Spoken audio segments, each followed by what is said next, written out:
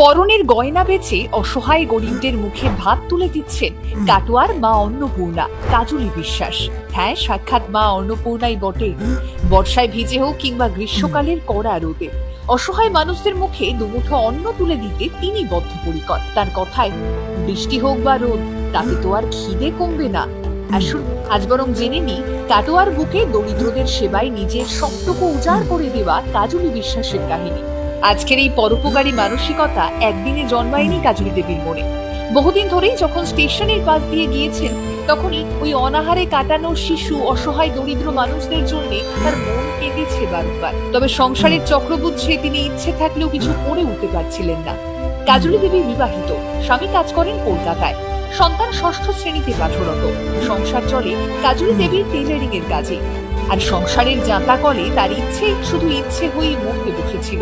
তবে না, একদিন ঠিক করলেন এভাবে আর হাত পা গুটিয়ে বসে থাকলে চলবে না। সিদ্ধান্ত নিলেন নিজের পরনের সোনার দুলকে বিক্রি করে দেবেন, আর বিক্রি করা টাকা দিয়ে শুরু করবেন অসহায় দুস্থ মানুষদের মুখে খাবার তুলে দেওয়ার সংকল্প।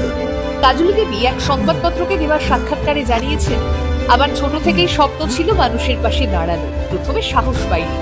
আসলে এভাবেই ভয়কে জয় করে এগিয়ে যেতে হয়। আর আজ তার এই পদক্ষেপ মুখে হাসি ফুটিয়েছে শয়ে শয়ে মানুষের। তাদের আশীর্বাদের হাত আজ নিঃশব্দেই কাজলি দেবীর মাথায়। গত 4 মাস ধরে একাই রেখে ট্রেনে চেপে অসহায় মানুষদের পেট ভরানোর দায়িত্ব নিয়েছেন তিনি। মাঝে পেরিয়ে গিয়েছে 4টে মাস, কিন্তু এক ফোঁটা আগ্রহ কমেনি তার। ওদের মুখে খাবার তুলে দিলে যেন এক স্বর্গীয় সুখ অনুভব করেন তিনি।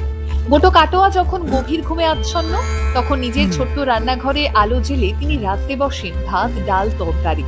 প্রতিদিন নিজেই রাতের বাজার করেন, ভোরের বেলা রান্না করেন, আর তারপর বড় 2 ব্যাগে খাবারের বালতি ভরে ছুটে চলেন 8:50 বর্ধমান স্টেশনে যাওয়ার লোকাল ট্রেন ধরার লক্ষ্যে। পৌঁছতেই সকলে একগাল হাসি মুখ নিয়ে তাকে যেন স্বাগত জানান। আর তারপর রোজকারের ওই একই নিয়ম। যাদের কপালে অন্নটুকু জোটে না, তাদের পাতে ভাত দিয়ে যেন তৃপ্তি পান কাজলি দেবী। ফিরে আসেন সন্ধ্যে 6:30 ট্রেনে। তবে যদি ভেবে বসেন শুধু মানুষের অনাহারেই তার বুক কাঁপে, তাহলে ভুল ভাবছেন।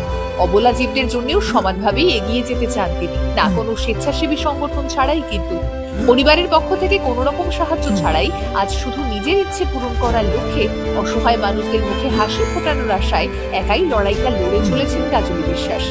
আসলে আমাদের চারপাশে কাজলি দেবীর মতো এমন মানুষেরা রয়েছেন ছড়িয়ে ছিটিয়ে। আমরা তাদের কথা বলি, কিন্তু ফের পাশ কাটিয়ে এগিয়ে চলি। অকারণে অনেক সময় খরচ করে ফেলি অনেক টাকাই, কিন্তু ওদের পাশে দাঁড়ানোর কথা মাথায় আসে না সহজে। বেশি কিছু না, নিজের সাধ্য মতন অসহায় মানুষদের সাহায্য করবেন। বরং বাড়ির সামনে এলে না হয় অবলা জীবদের একটু খেতে দেবেন। বিশ্বাস করুন, কমবে না, বরং বাড়বে আরো। ভালোবাসা, বিশ্বাস, ভালো কাজের হিসেব। ভালো থাকুন কাজলি দেবী। আপনার মতো মানুষেরা আছেন বলেই